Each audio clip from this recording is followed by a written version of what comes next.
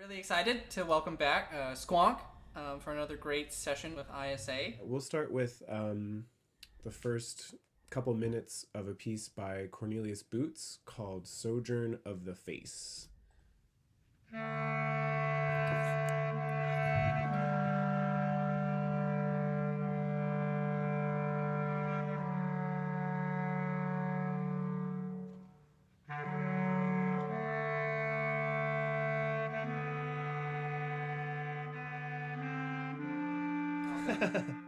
Fills up the space so well. Oh my gosh, I didn't know I needed that in my life, and I'm glad. Yeah, that's a really fun piece to play, and it is one that sort of is very, very Sqwonkish, like just using the intonation and the ensemble and all the stuff that we worked really hard to sort of hone. I think we've just learned to read each other really well, so it doesn't take huge motions, and often it's literally just kind of breathing at the same time in the same way. Yeah, and I think also one of the things that we learned early on when we were playing with each other is that we just have the same rhythm, like we have the same rhythmic sense. So like for good or for ill. Right? So we both mostly have great rhythm, and when we rush in the same way. Because you're still together. Right, yeah. So so it's not like we have to do a lot of cueing because we both have the same kind of taste and the same feel of like where the pulse should go.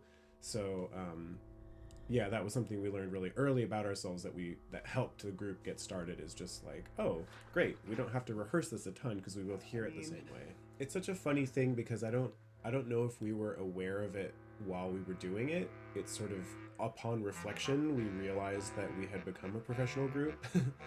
I mean, I think we talked last time a bit about just taking every gig that we were offered at first, and some of those, you know, paid decently and some of them paid really poorly, but at a certain point, you know, the offers got better and we got pickier about what types of things we wanted to do. I mean, I think the important thing about Sqwonk also is that it was one of many projects for both of us. And so it's not like Sqwonk pulled our career into the professional level. It's that all of our various activities, including Sqwonk, grew, and then so like all of our opportunities and gigs and things like that would rise up. I mean, I certainly feel like Sqwonk grew more than I expected, or at least sort of became better known within the bass clarinet world. And I mean, I certainly never, when we started Sqwonk, it was just like this fun thing for us to do. I don't think we really had much ambition for it to, you know, to like play at bass clarinet festivals or do residencies or, you know, do the kinds of things we've done more recently. And I think you know it's I don't think we should underestimate the power of YouTube and just having stuff on the internet too. Like a lot of people, I think, found us just by searching for bass clarinet on YouTube and things like that. And so someone who's in 8th grade and just picked up a bass clarinet is like, well, I wonder what kind of videos there are, and if we're the first result, then like that is gonna get a lot of attention. You know, it would be a little harder in the saxophone world probably because there's a billion saxophone videos that are on YouTube. So like you have to find a different way to differentiate yourself. And we've been doing Sqwonk, I don't know, I feel like maybe for a year or two at that point, maybe even less. Maybe less, yeah, like 6 months, yeah. So we were super excited about it, and we played our stuff for her, and she was basically like in a very kind way. She basically said, "You guys, it seems like you're having a lot of fun. This is some pretty cool music. If you played in tune and together, it would be like even cooler. It'd be like really awesome." And I felt that for us, it was a good sort of kick to like really start taking ourselves seriously and be like, "Oh, this isn't just this like sort of silly fun thing we can do, but this could actually be something, you know, very high quality and very you know, unique." I think one thing we look for is sort of a distinctive identity, like that group that has a viewpoint and an aesthetic viewpoint. Yeah, well, I mean, like even Zofo is,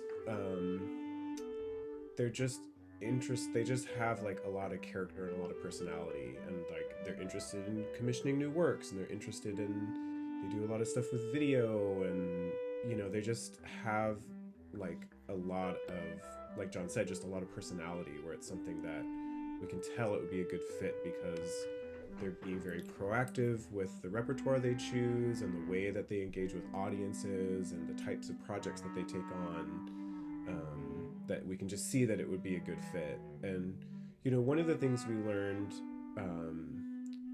is, well, there were a few things we learned about, like, an all Sqwonk show is very fun, but it's also very tiring. Like 2 hours of Sqwonk is physically very exhausting for us. And it's also a lot for the general audience, right? Like a bass clarinet, you know, someone who's into it would be super into it, but someone who is hearing us for the first time might say like, well, 45 minutes, that was amazing, and that was plenty. So we found that actually sharing, like splitting the bill with another group was super, super successful for us, especially another group that was very distinctive, that had a distinctive sound or distinctive, like something particular that they were doing. Someone who's coming to see us would be really interested in seeing an electric guitar percussion duo, or like a flute trio. We did a bill with a flute trio, or the singing string quartet plus a bass clarinet duo. Is like, yeah, I want to see what that is. It sort of adds a lot of value to the ticket price, or the presenting organization or whatever. I think like knowing what you want to accomplish with every chunk of rehearsal time is really important. So that Yeah, because I mean, just like in friendships or in romantic relationships, like chemistry in music, I think it's a real thing, and it's somewhat ineffable, and you can't necessarily explain it or always predict it. But there's just some musicians you just are sort of simpatico with.